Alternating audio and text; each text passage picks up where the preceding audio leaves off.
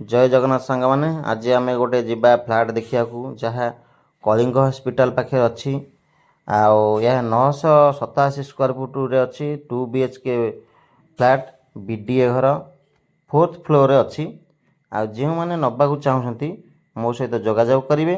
Description box रे मो नंबर अच्छी स्क्रीन भी नंबर अच्छी आउ जो मैंने नुआ करी मो चैनल टी देखुं प्लीज चैनल टाक सब्सक्राइब करेंगे पाखे थी बेल आइकन दबाई देवे जहाँद्वारा आपण मैंने मो नुआ नुआ वीडियो देखा पाइबे। आसतु पूरा वीडियोटी देखिए वीडियो भितर आम आमर प्राइस केते रही मेंशन कर देचु आप देखिए आ डिटेल्स भी आम कागज पत्र सब अच्छी आम सहित जोगाजोग करेंगे। रही संगे वीडियो शेष पर्यटन देखो।